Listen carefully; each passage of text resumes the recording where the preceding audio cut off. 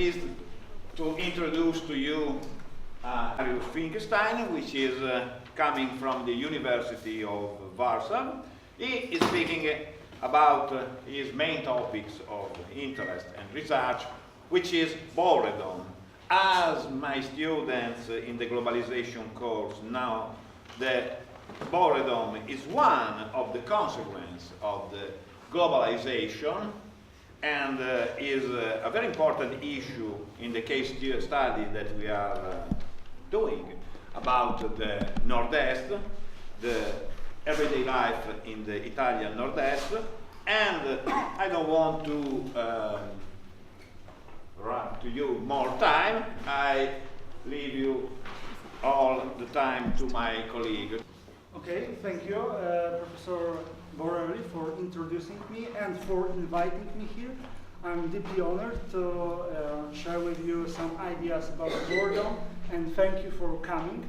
I didn't expect so many people, so maybe you are bored or maybe not. Maybe you will be not bored with my lecture, as I hope so. So let's start. My name is Mariusz Finkielsztein, and as Professor Borelli said, I'm from University of Warsaw. And the title you can see at the poster was Boredom and Venice. And it could be said many words about Venice and about boredom, but about these two things together, it's not so much to say, I'm afraid. So today I want to share with you some issues about boredom studies. It's not existing science for now, but I hope it will be soon exist. So I propose to you today a short overview of such issues about boredom in different disciplines of science.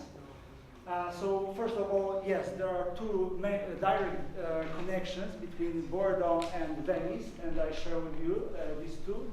Then something about boredom and literature, but it will be very short.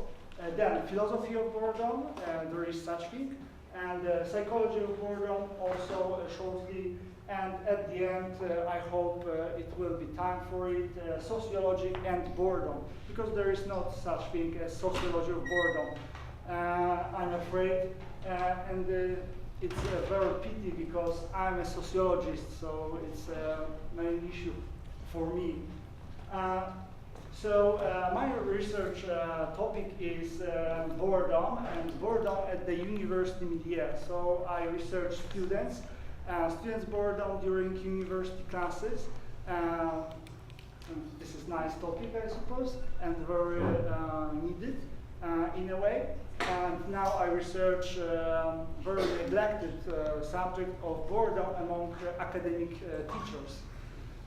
So I am focused on work-related boredom and academic boredom, so boredom connected to learning experience. Okay, and I'm also an organizer of interdisciplinary, international interdisciplinary boredom conference, and it was 2 editions for now. This is some photos.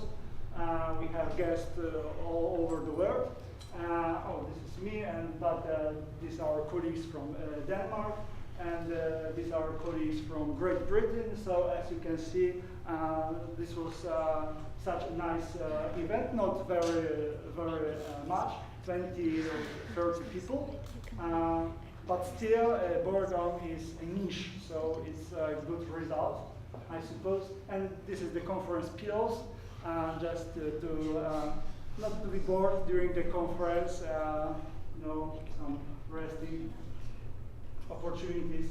So boredom and Venice. The first link is Joseph Brodsky, the Russian poet and essayist, and who was the author of a very famous essay about boredom, titled "In Praise of Boredom." So it was a commencement speech in Dartmouth College, Ivy League, so it's a very prestigious college in the United States. And it was very ironic because he praised boredom at the end of the curriculum of these young people.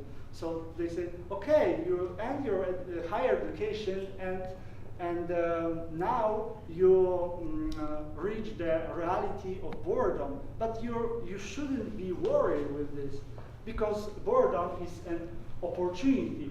So the very popular phrase about boredom from Brodsky's essay is that repetition is boredom's mother.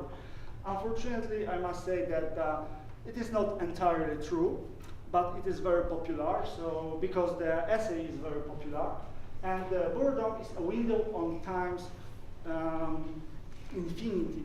So it's very existential in a way. So Brodsky said that this boredom represents pure, undiluted time, all its repetitive, redundant, monotonous splendor.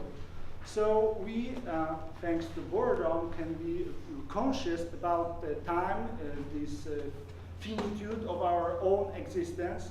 So thanks to boredom, we can realize our place and insignificance in the universe. And Brodsky says that it's a positive thing. Brodsky, in the same time, was very fond of Venice.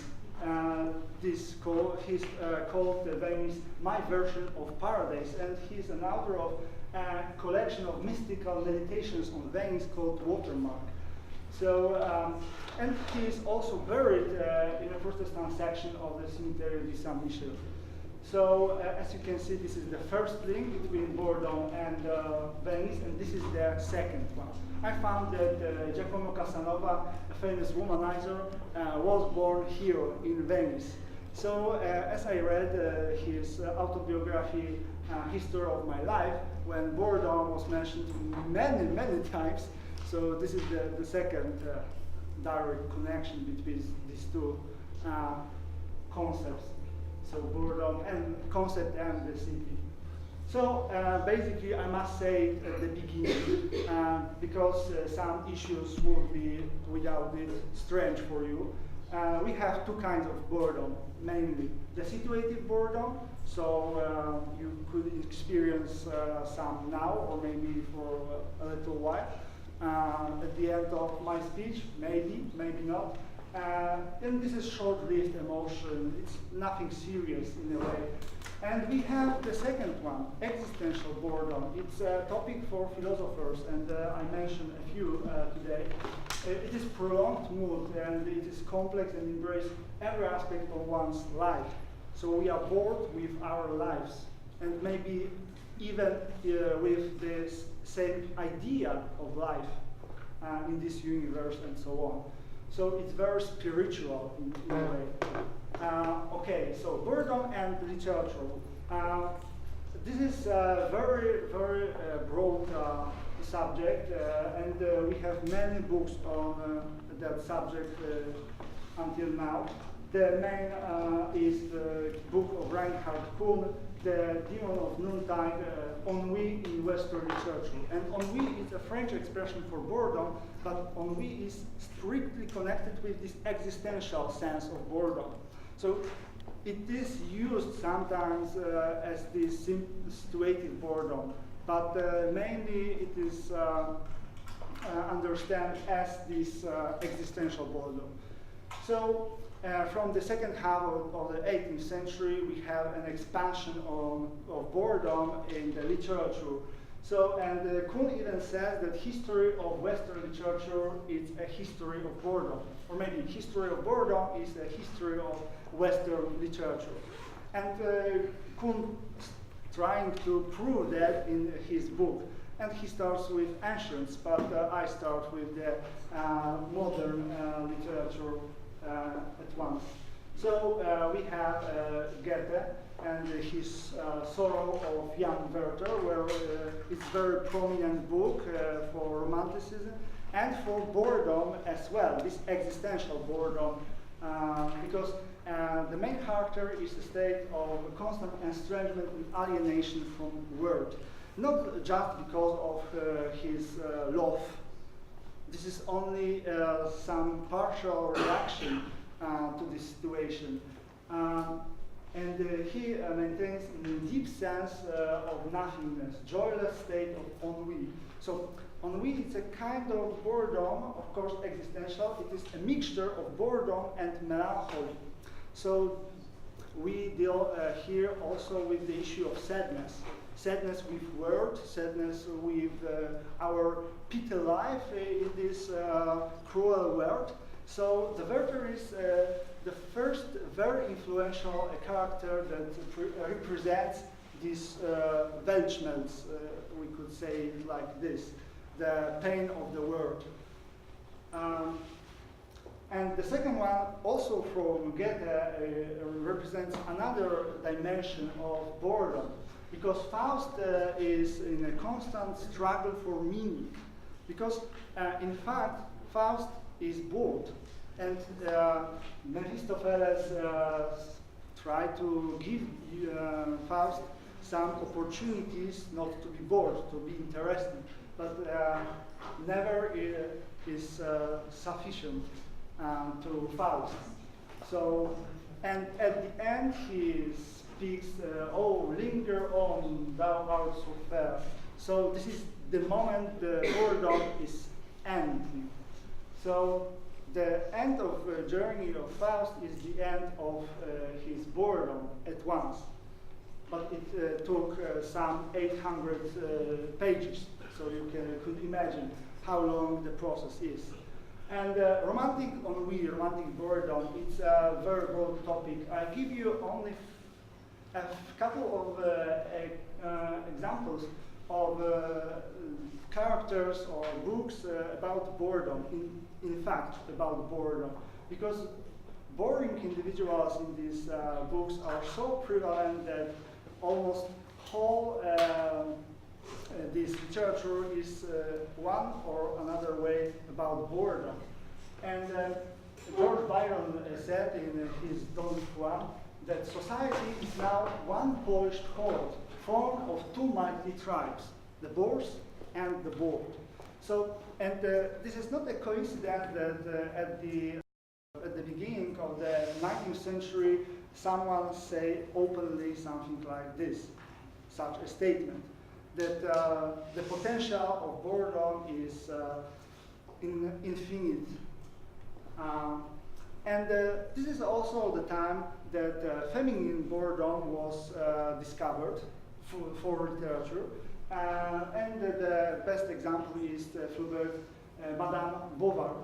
So here we have a situation that bored wives spending all day at home, daydreaming, then acting, romancing, and so on.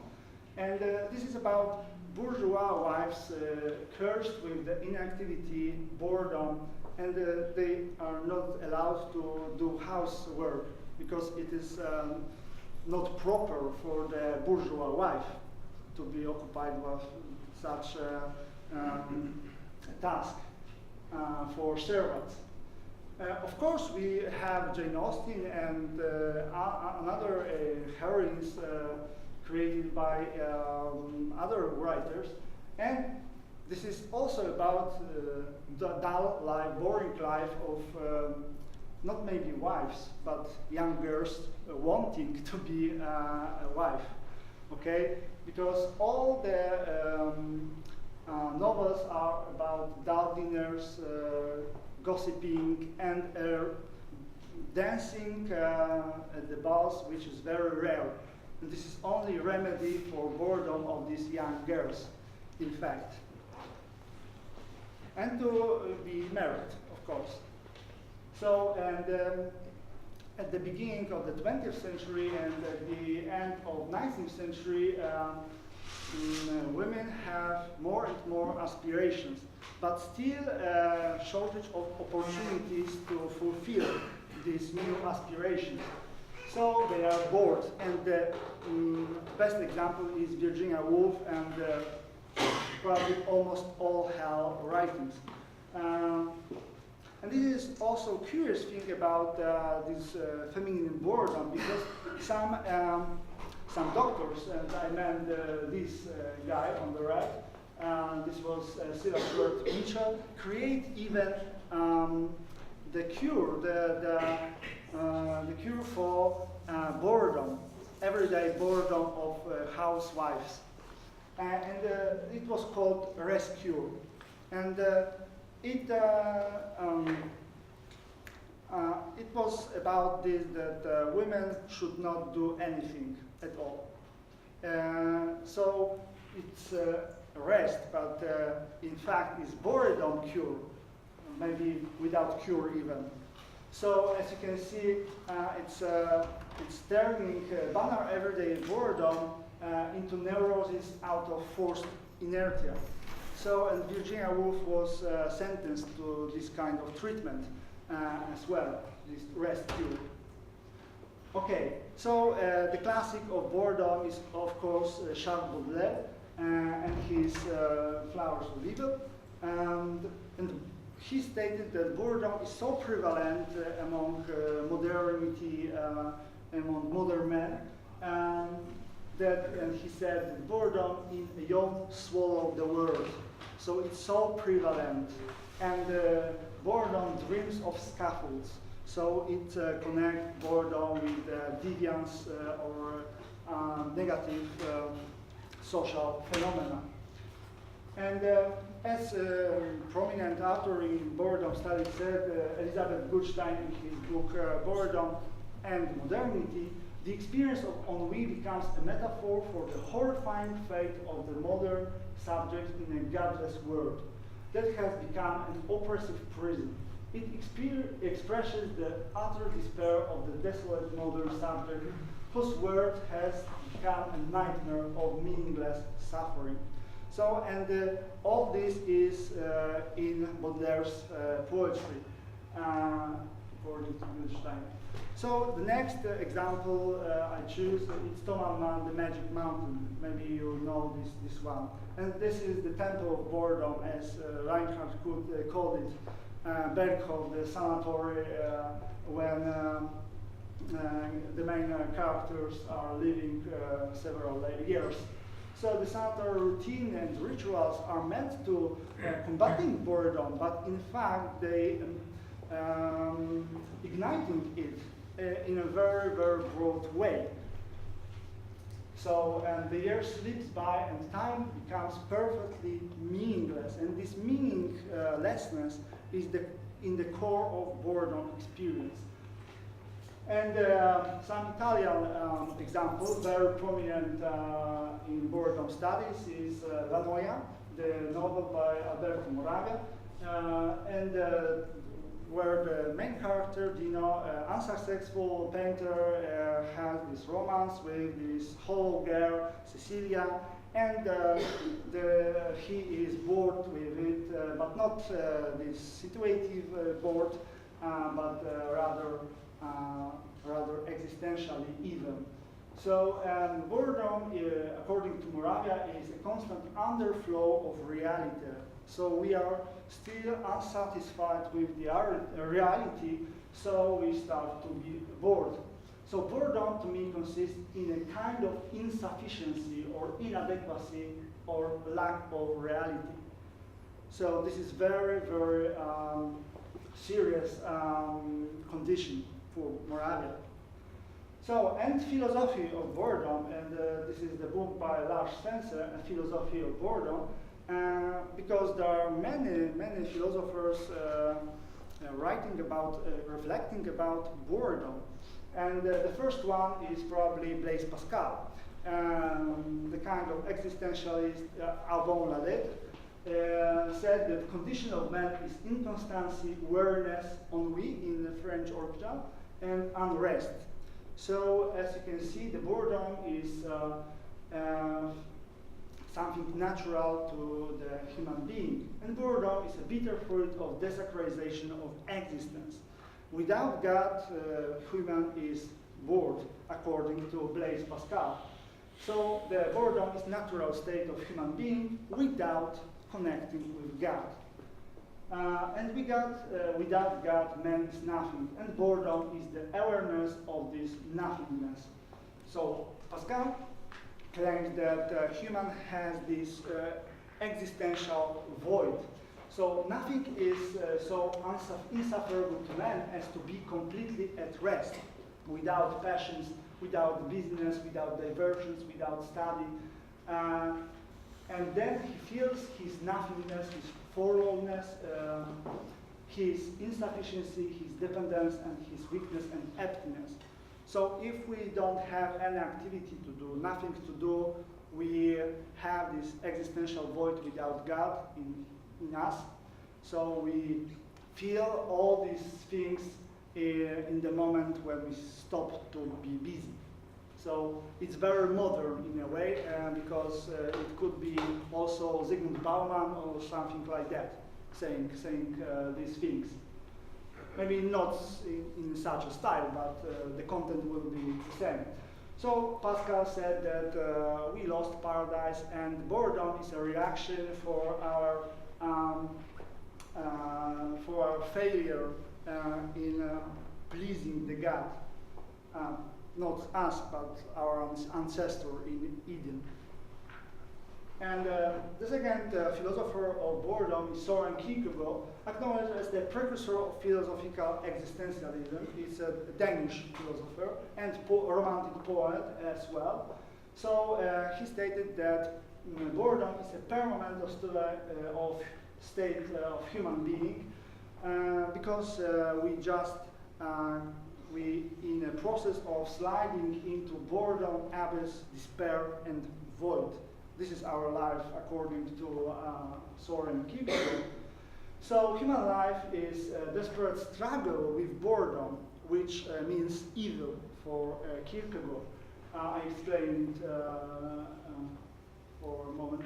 So process of struggling with boredom reveals a paradoxical order of the world, that boredom, void, evil are permanently present, and the good, the liberation from boredom is very rare. So this is the vision of the world that Kierkegaard had.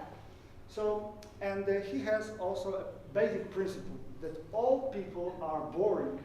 So, and he distinguished two kinds of boredom in a way, that boredom of crowds and plebeians, as Kierkegaard said, who bore others indulging themselves, and boredom of noblemen, the opposite. They bore themselves amusing others. So you could imagine this situation. So people who don't feel boredom are in a constant mood, and the experience of boredom is very human, because if you are in constant mood, you are an animal, because you don't have time to be idle, to be reflective, to thinking upon yourself, to create your consciousness yourself. So boredom is very human in this view. So, and boredom for Kierkegaard is axiological voice. So boredom means depletion of values, or the situation that existing values turn out to be empty and meaningless. So each component of the world loses its meaning, becomes infected with boredom, which leads to the conviction of the worthlessness of the world. And Kierkegaard also said that boredom is reverse pantheism, demonic pantheism, because pantheism is the conviction that God is everywhere, or everywhere is God, in very simplistic way. And boredom is a void. So it's not it is demonic pantheism, so reverse pantheism. So everything not is God, so fullness, but everything is void, so emptiness. This is why it's reverse pantheism. And the most famous quotation from Kierkegaard about boredom connecting it to evil. So the boredom is the root of all evils. The gods were bored, therefore they created human beings. And maybe you read it by yourselves, because it's a history of human creation. Yeah, Adam was bored, so Eve was created, they bored together, they bored en masse as whole societies, and out of this boredom they have many stupid ideas like building a Babel Tower, This is out of boredom because it's a root of all evil. So this is the vision and this quotation that equation that boredom means evil. So, and there are two remedies. For Kierkegaard, the rotation of crops is a remedy, and it means that we make that return in a different way. So everything is returning, everything is repetitive.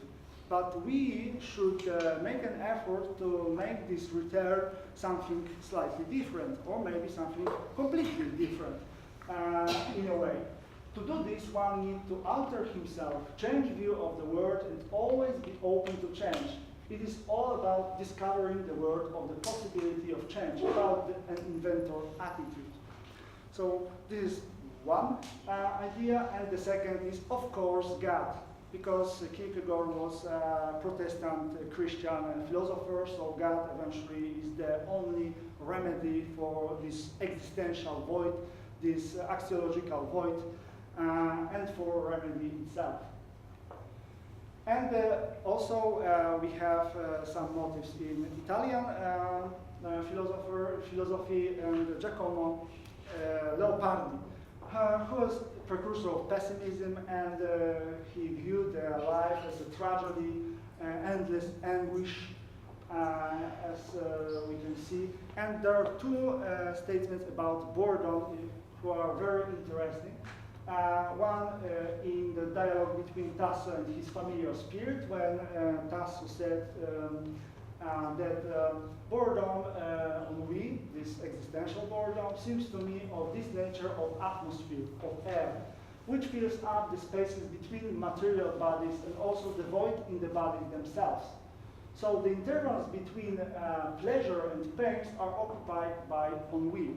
It's very similar to Schopenhauer claim, which I present you in a moment.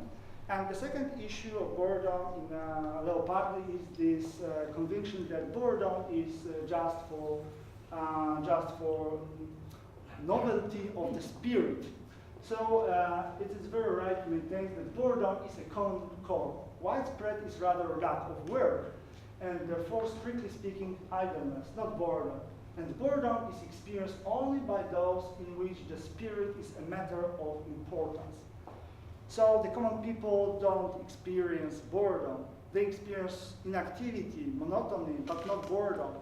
Only this spiritual novelty is capable of experiencing and feeling boredom, according to Leopardi.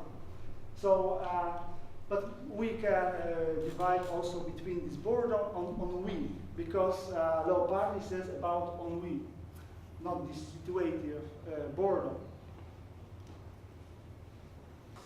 And the classic, next classic of philosophy of boredom is Arthur Schopenhauer, German philosopher, who presents boredom as something very inevitable in human life. First of all, he also was a pessimist, so you can see certainty of that. So, however, we continue our life with the great interest and much solicitude as long as possible, just as we blow out the soap bubble as long as and as large as possible, although with the perfect certainty that it will burst. So we are certain of death, so we pursuing our life, performing all activities, but it's futile in the end, so meaningless in existential sense. And because of it, we could be bored. So the human condition is constant unsatisfaction, dissatisfaction. So we have these needs, we have them fulfilled, but there are new needs. Always we want something more. So even if we apparently have everything, we need more. Life longing without a definite object, because everything is futile, everything is momentary and unsatisfied at the end. This is this view of Schopenhauer. So the happiness is impossible to achieve. it can be only momentary, but it's futile. Real happiness is impossible. Life is purposeless for Schopenhauer. So people in their majority are like clocks that is wound up and goes without knowing why. So this is the view. We are clocks. We do not consciousness of our end, our aim, because we are conscious of the end, but not all of us. So the human condition is swinging between between pain and boredom.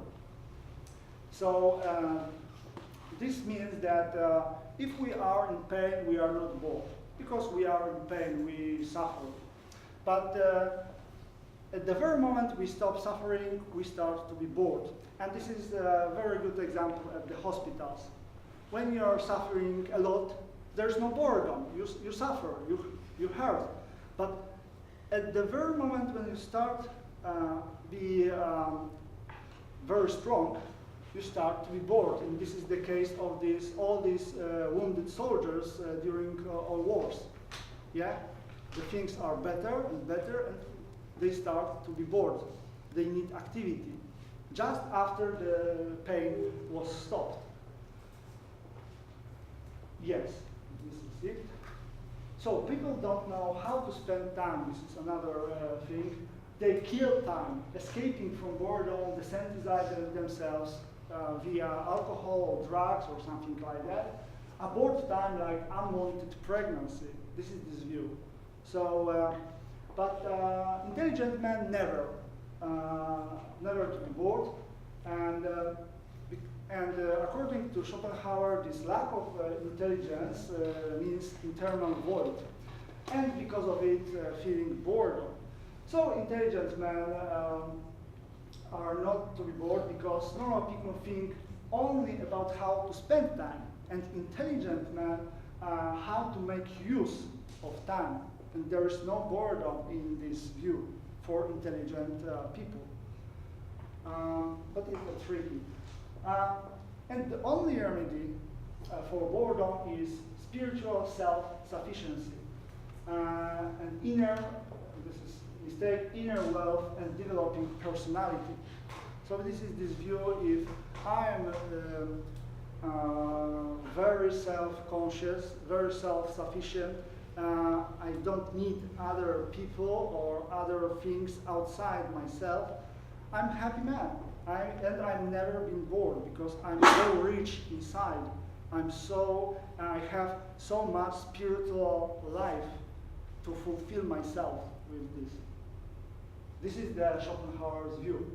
And the last very important philosopher of boredom is Martin Heidegger.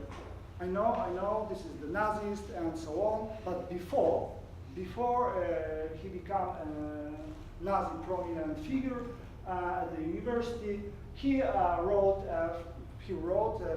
3 things about boredom indirectly. So there was being in time. There are some notions of boredom, not so complex one, but yes. What is metaphysics and the fundamental work, the fundamental concept of metaphysics, word, finitude, and solitude. And at the last position, there's 100 pages about strictly about boredom.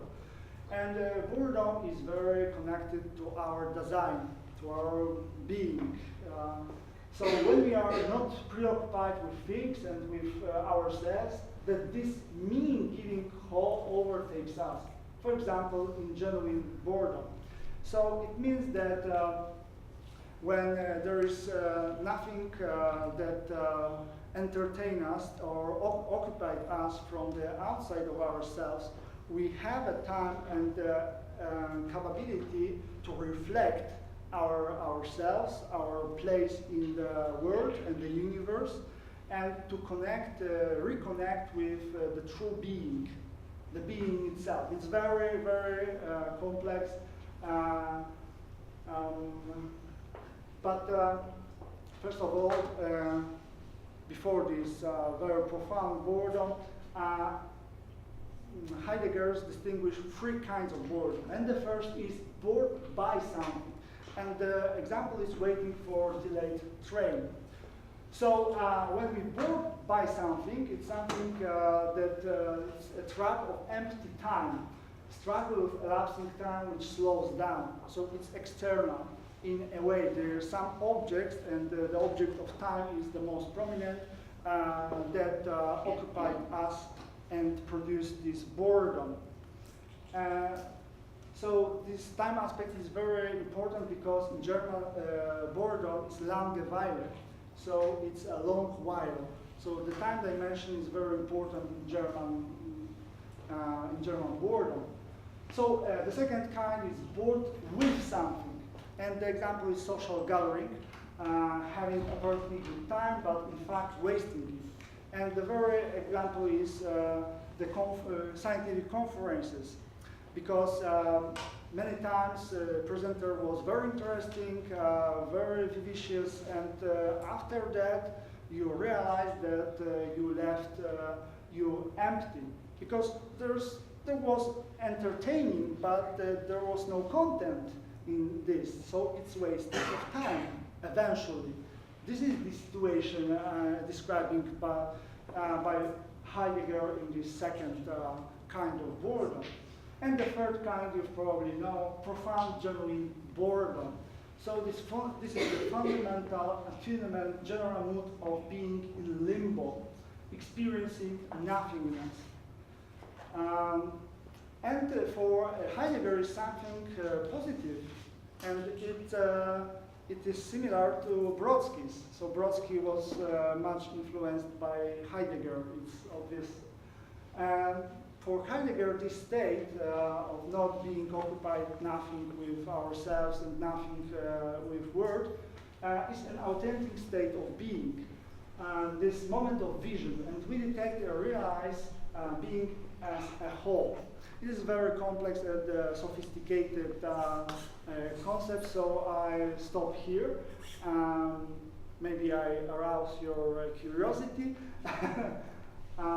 Okay, the next thing is psychology of boredom, and it will be very short because we don't have time, but psychology of boredom is the most developed of boredom studies.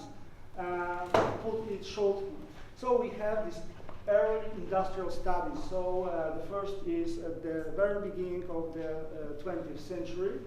And we have some studies about boredom in factories. So Taylorism said that productiveness, effectiveness of the work is the most important thing. And boredom is an obstacle for being more productive. So it's a problem to be solved. So we should research it. So this is the start of the psychology of boredom, in a sense. So we have these researchers on working on the assembly line. Next, we have Otto Fenichel, a psychoanalyst of Austrian origins, and emigrated during the Nazi time to USA. And on the psychology of boredom, he said that boredom is a feeling of displeasure due to a conflict between a need for intense psychophysiological activity and lack of stimulation or inability to be stimulated thereto. So we have no stimuli in the environment and we want one, so we are bored out of this discrepancy between these two. Or maybe we are incapable of receiving stimuli because we are mentally ill, for example. You must remember this is psychoanalysis. So they treat people with mental problems. So this is another dimension. And another psychoanalyst, Ralph Grinson. He was famous because he was a psychoanalyst of many famous figures like actors like Frank Sinatra or many others. So he distinguished two types of boredom, one apathetic, So this main cause is inhibition of drive instinctive aims. And the second is agitated.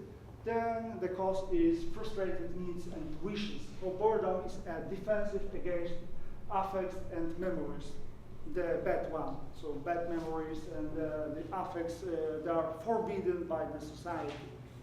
So this is a very curious point of view, I must say.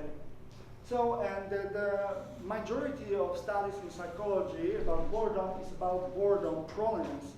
So we have this boredom proneness scale created by Farmer and Sandberg in mid-80s. And till now we have many research on this scale, comparing with different other scales. So this is the majority of the research in psychology of boredom. So in this scale we have 5 factors of boredom. We have external stimulation, internal stimulation, affective responses, perception of time, and constraint. So this is only a short version of this presentation, so I stop here. And we have a bunch of very much of correlative studies. So they put BPS measures to be positively correlate with such a thing that I enlisted here. So, for example, depression, anxiety, procrastination, self-reflexivity, narcissism, aggression, anger, expression, neuroticism, fear, fatigue, perception of time passing slowly, impatience, or extravertism. And now I want to show you flow theory by American social psychologist Mihaly Csikszentmihalyi. He was Hungarian origins, so this, because of it is so difficult to pronounce this surname. So the flow is a state of autotelic experience. So autotelic means being the aim of itself. And this is also an optimal experience. So as you can see, the first book, this is his PhD, was the book Beyond Boredom and Anxiety. So flow at the very beginning was connected to boredom by the author of the theory. So flow experience is characterized by high level of concentration. This is the main part. Complete absorption by and engagement in activity. Intrinsic motivation, it's obvious, and immediate feedback. So the example was modeling, for example, but you know modeling. So like you have a clue and you put together some pieces. So you have only this in mind. There is nothing else you can perceive in a reality because there is only you and the task, the activity you're pursuing. So autotelic may be everything, and the research of Csikszentmihalyi is a proof of that. And this is the first diagram of the theory. You'll see this flow experience when our capabilities, our skills are in accordance with the level of challenge in the activity.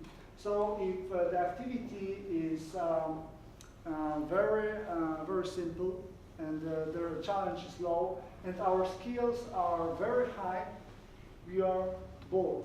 Yeah, you see this boredom below the line of flow.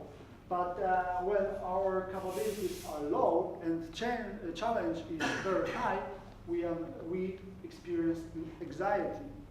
So this is the main part of this theory.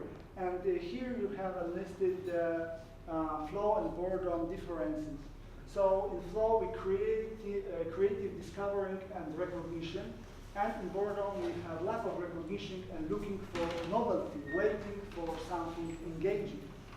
And in flow we have equilibrium, so this inner calmness Okay, I see that it is 6 already. Yes? No?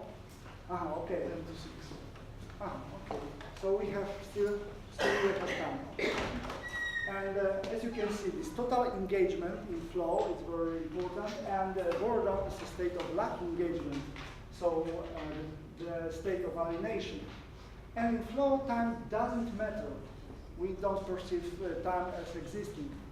And in boredom, time lasts forever. The boredom is the situation where present is not want to change to the past. So it's the eternal present, it is boredom. So in flow we have high level of concentration or particular activity, and in boredom we have distraction, lack of vigilance and lower concentration level. So, and the very important is a sense of control. In flow we feel that we control the task, we control the situation, because this is only me and the task. So we could have a control over it. And in boredom, very important is this lack of control, in a sense. Okay. So a little about job boredom. Maybe it's another interesting topic, I hope. So we have in literature some examples of so-called boring occupations. So this is I hope, very obvious examples, and how your guesses about another boring occupations, potentially boring. Any ideas? Yes? Yes, student. No, it's not a good occupation in this sense. Okay, so let's review it.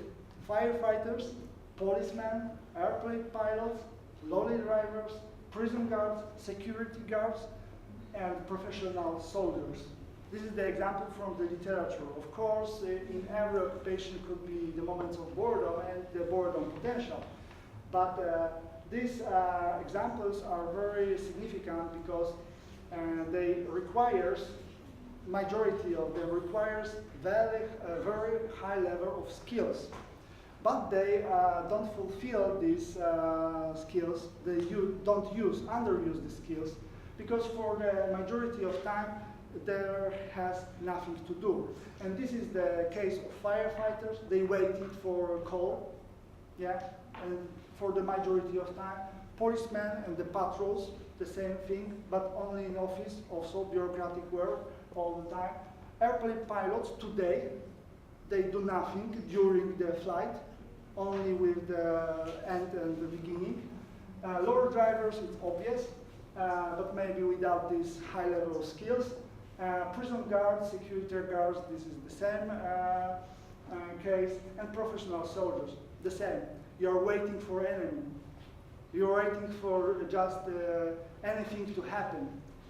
Yeah, and you can see it in memoirs, in films, in literature about war and war experience, and maybe more today than ever before, because they are professionals. So they are highly trained. Yeah. So we have this connection between boredom and workload.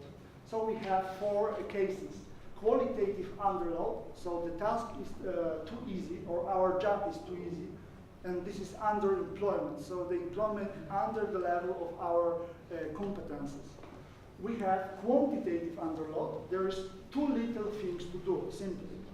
We have qualitative overload, so something is too difficult for us, and if it is too difficult, we disengage with this task activity because we don't follow. We don't have much to do because we don't know how to do that. So this is qualitative overload and quantitative overload. So too many things to do. And this is the theory of overload and boredom, which I hope I have time to present. So we have also studies about the total institutions, so the institutions that some examples like prison. So we have forced boredom as a form of punishment. So the punishment is not only the lack of freedom, but the sentence to years of boredom, in fact. Your confinement, it is the same thing, but less serious. Mental institutions, yeah, lack of control, total lack of control, total lack of agency. There's nothing in our life that depends on us in these total institutions.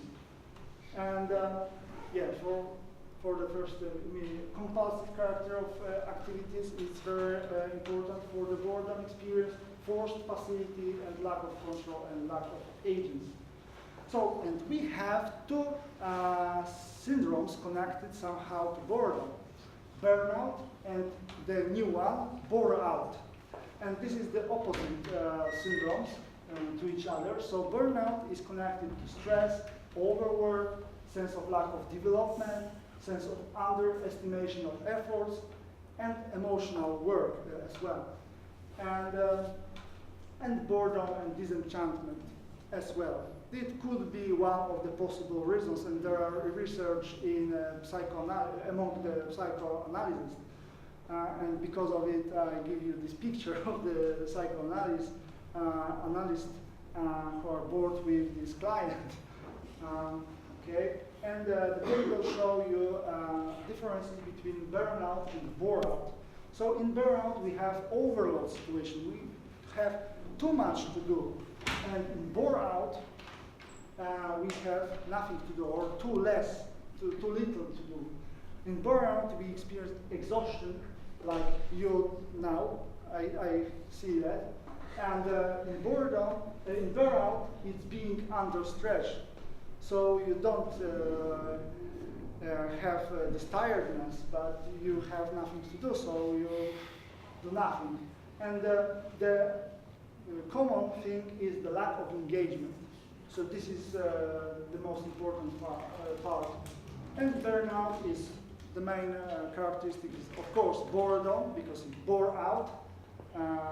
We are so bored that we are dying with boredom, out of boredom. And in burnout, this is cynicism, alienation, or depression. So this is these two concepts, but in both, boredom may have a great power, in a way. So sociology and boredom, and very shortly. So we have these all different concepts in boredom, somehow connected to boredom, like alienation, like anomie, but I don't have time to say about it much more. But it is somehow connected, but it is not about boredom. So let's go further. So boredom is very strictly connected to a sense of meaninglessness. So as Jack Barbalet said, boredom is an anxiety caused by a lack of meaning. And maybe you know this guy, Viktor Frankl. This is a psychoanalyst from Austria, and he was in the death camp during the Nazi regime, and they wrote a book, Man's Search for Meaning. And his main thesis is that human life is endless searching for meaning, and boredom is a symptom of existential void of inhabitants of affluent society. It's very similar, as you can see, to Schopenhauer's, to Kierkegaard, but it's from another dimension, because it's psychoanalysis. But the main thing is this meaning, or the lack of thereof. So, and boredom is believed to be a very important issue of interaction. So the boredom is not that I'm boring or you are bored, because we create this boredom between us. This is the main idea in here, very sociological idea, presented, for example, by Erving Goffman. The social reality is ruled by a relation of exchange, of constant interrelation between action and reaction, activity and response to that activity. And the same thing is boredom. So some theorists said that boredom is the situation of being disengaged from the ebb and flow of human interaction. So we withdraw our attention, withdraw our engagement in the interaction. And this is the situation of boredom, according to these sociologists. And again, Moravia, because it's a very good quotation, the boredom is suspension of all relation with reality. It's very radical, but it's the same idea, mainly. And boredom and overload, I promised you that. So the next classic of sociology, Georg Simmel, and his prominent essay about the metropolis and mental life. So he described in his essay the blase attitude, the blaseness. So and this is the state which is somehow connected also to boredom, and it is an adaptation and defense strategy against overload in the modern big cities. The boredom is a mechanism of psychic defense against excess of stimuli. So, and this is connected with this disengagement thing. So there are too many things that could occupy us, too many stimuli. There's the situation of overload. So we defend ourselves, our nervous system, so we are detached from the majority of these stimuli. Yeah, we are bored with almost all the stimuli and focus only on few things. So if we are in a great city, there are many billboards, cars, people, and Simmel says that if we react for all the stimuli, we are going crazy. We are going mad with this. So this boredom, this blaseness attitude is very convenient for us, for our nervous system and our mental health. So we have a prominent sociologist, American sociologist, Orrin Clapp, and his book Overload and Boredom, when he reflects upon the boredom in information society. So boredom, in his view, is a consequence of overload of unnecessary information, so boring sameness, and variety, so meaningless noise. And more about that. He said that we live in a world of the banalization of all information. So banalization is an excess of messages without adding anything new. Messages become banal, shallow, and boring. So there's a lot of information, but the majority of the information are meaningless, adding anything new to our knowledge, to our understanding. So this is only the noise. The information becomes a noise when its lack of visible relation with other information important to recipient. This is the first point. Their irrelevance and disconnectedness inhibits finding a pattern. So if the information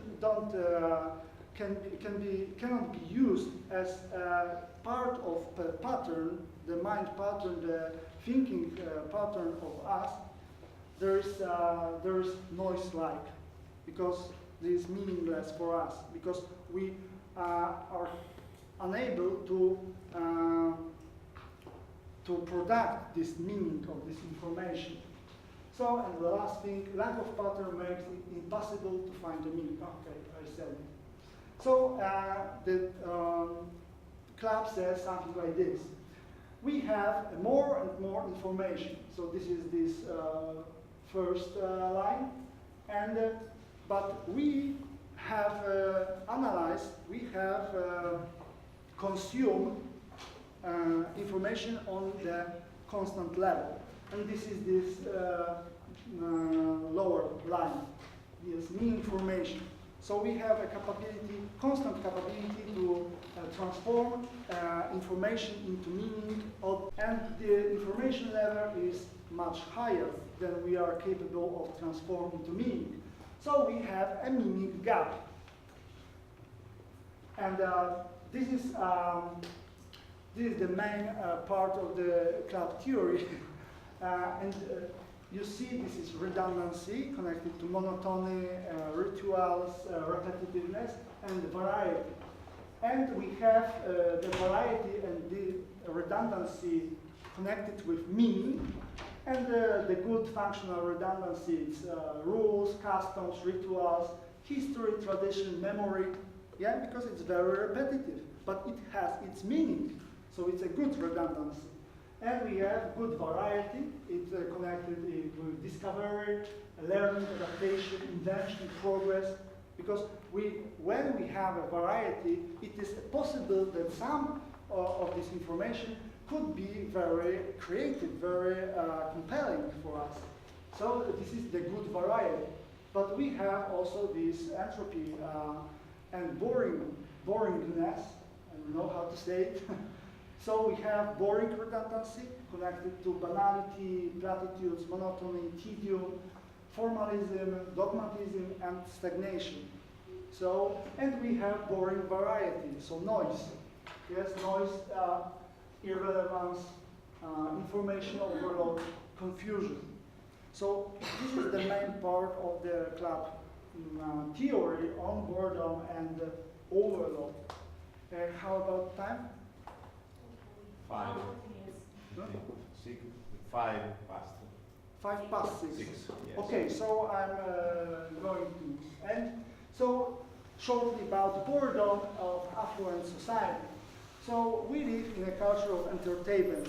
This is the platitude and the cliché. But I want to illustrate this change in our way of perceiving the reality with the very cute citation from an essay of Bertrand Russell, that every housemaid expects at least one a week as much excitement as would have lasted a Jane Austen heroine throughout a whole novel. So I think it's a good quotation showing this change of perceiving. We want all new things every day, every minute. And the Jane Austen heroines have the whole book for all this stimulation that we want to receive in one day. Okay? So, boredom of consumption society. So we have a constant imperative of consumption. So constant unsatisfaction, sense of shortage, want. We need things, new things, all the time. So boredom is a basic mechanism of capitalism. Because when we are bored with the commodity, with the product, we go to the shop to buy new. So this is the very, in the very core of capitalism, boredom. And so we have this cult of newness, imperative of constant change. But at the same time, we have a routinization of novelty. Because when we have constantly new things and new things and new things, this is a routine. Yeah? This is the routine of new things. So the novelty is routinized. So, and the second issue is that we consume passively. So the club says about placebo institutions. Why placebo? You know the placebo. Yeah? And this is placebo instead of meaning. So we have institutions like entertainment, like, for example, television, that give us placebo of meaning without giving a real meaning. But we are busy with this television, with this entertainment, so we don't perceive it as our void, our life's void. So this has its function in the consumerist society. And okay, we're speeding up. We have this cult of productiveness. Multitasking is the same thing. We should be busy all the time. And we have this smart boredom. So we have our smart devices. They, we believe that they immune us from boredom. But it is not entirely true, and we know that. So let's end with this cute picture. Back in 2003, we have something called boredom. And this is the picture of this promise of smart devices, of, in broad sense, in general sense, the promise of capitalism. That the capitalism immune us for boredom. But we know that it is not true because we routinize novelty and the smartphones are also boring in a way, and so on, and so on. So I'm not afraid about the future of boredom studies because we will still have many things to study, to research concerning the boredom issue. So thank you very much for your attention for the lecture.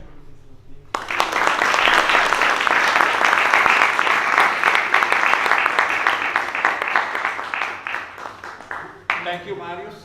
Very, very panoramic lecture and very, very comprehensive about very many facets of this difficult issue and problematic issue. Now we have some time for questions. Georgi. Very quick question, because the name of the lecture was Boredom and Venice, and you almost said almost nothing there except Joseph Brodsky. And Casanova. Mm-hmm. Probably this was like an introduction, and you cut part of the lecture. Well, or No. I'm not cutting anything about Venice. It was not my title. Sorry for saying that. Okay, but I'm trying, as you see, I'm trying. But because boredom is so widespread, it is not the phenomenon of one city, and calling something like Venice is boring, it's a heresy, so it's not true. So I shouldn't expand on this topic, Venice and boredom, because have a very problematic connotations, I think, here in Venice, of course. Some more? Yes? How can you test a boredom on people? I mean, like, are there any researches or, some tests? Maybe we collect some questions and you Okay. answer if they are. I can answer one by one, no Okay. problem. Okay, so there are many researches on boredom, but the methodological problem is very apparent because we have this, in psychology we have these scales. Okay, so we have some theory on boredom or dimension of boredom. I give you these 5 factors of the boredom proneness scale.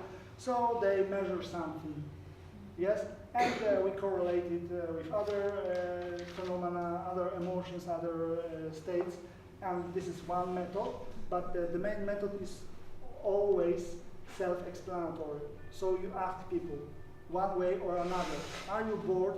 But not directly, yes? Because in these scales and in many measurements of the boredom, there is no word boredom. But there's other words, they're somehow connected to boredom, and when we sum up the answers, we assume that we speak about boredom, and we search boredom.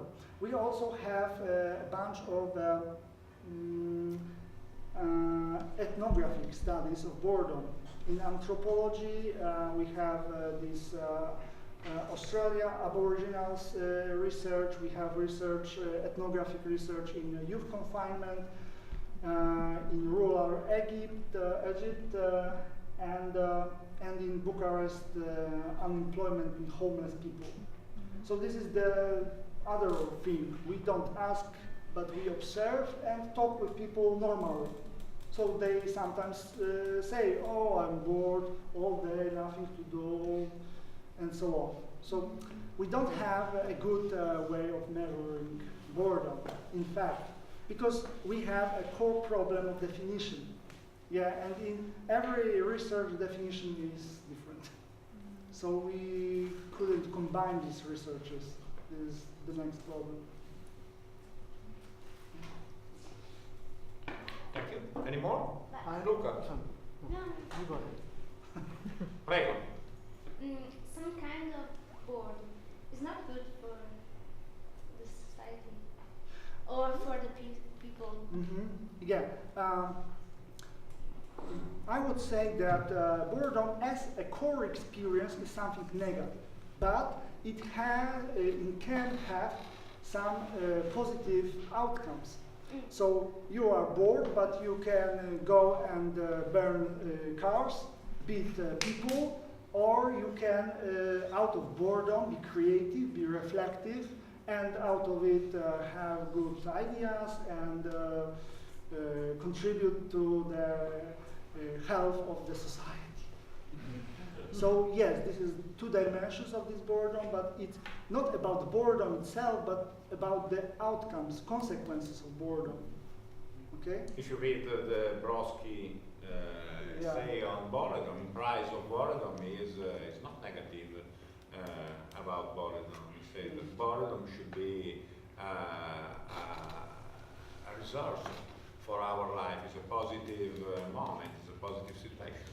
Yeah, we meet ourselves because of boredom, and we don't have an opportunity in our world because we have more and more stimuli, more and more colleagues, Facebooks, and so on. We don't have time to reflect upon ourselves, upon the world, upon the universe, even because Brodsky said about universe and our place in the universe. So our weakness, Luca. smallness. Yes? If there is a relationship between consumerism and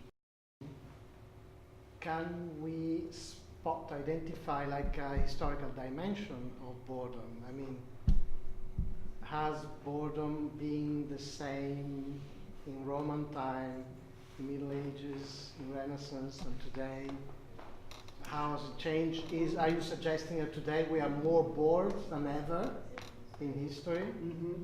And since Professor Borelli suggested a relationship between globalization and boredom, it seems that somehow underlying there is an idea that we are more bored, and there is another dimension again, which is urban space.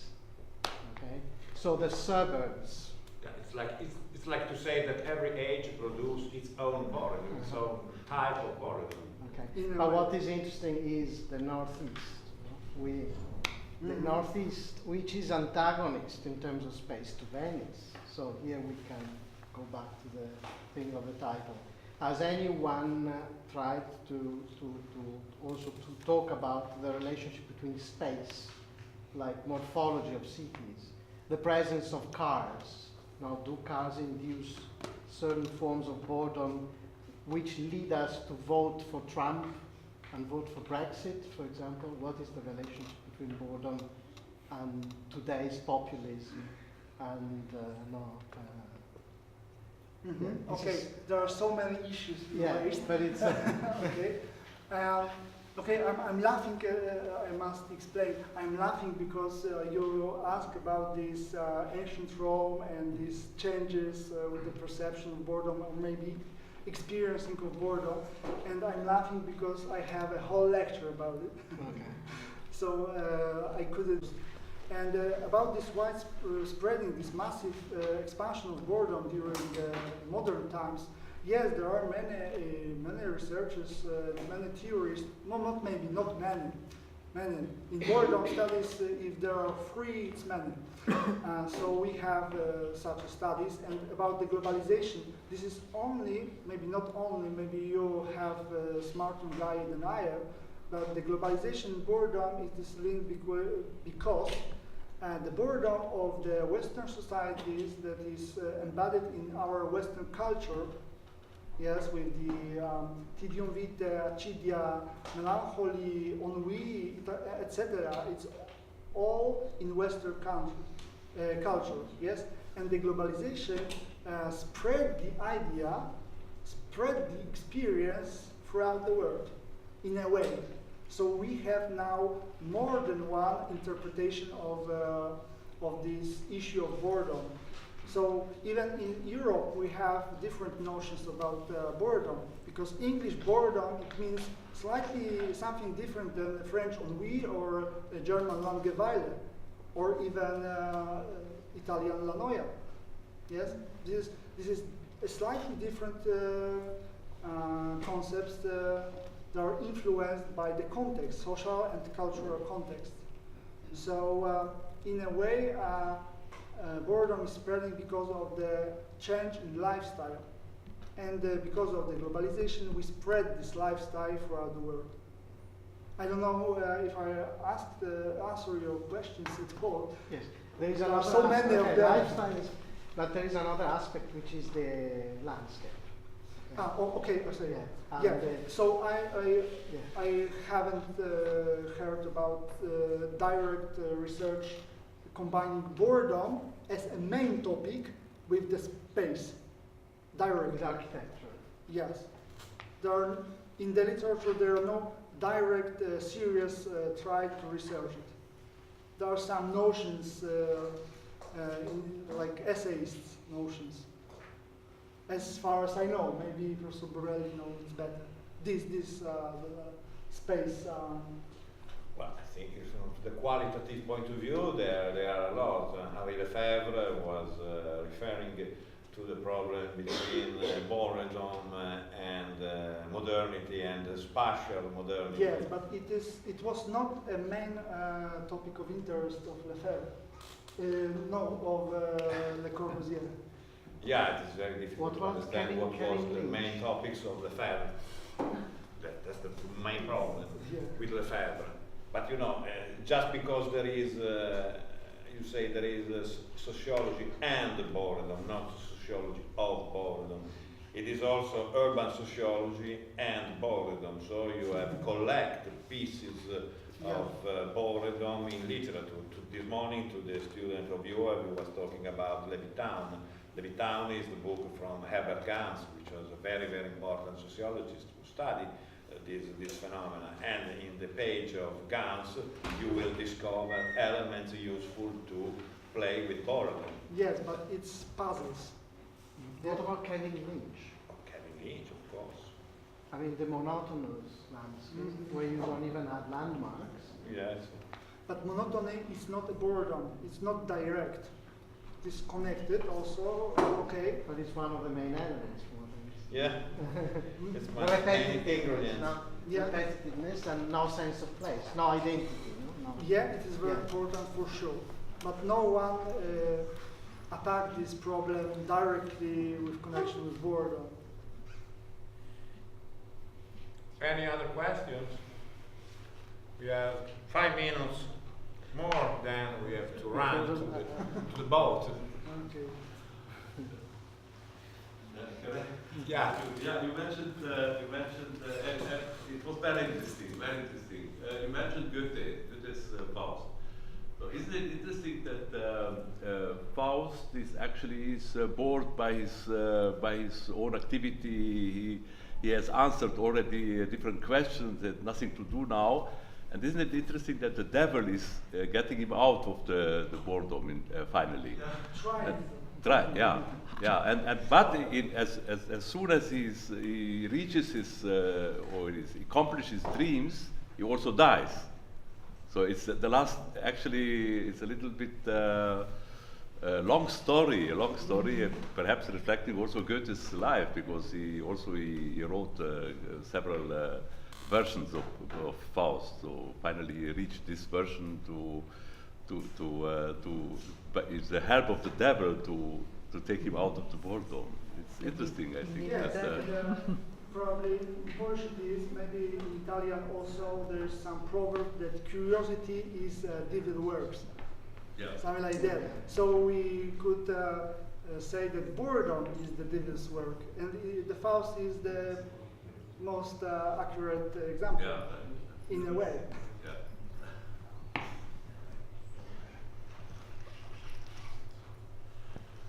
I want to remind you that this is my email address, so you can ask me or anything via mail. So thank you very much.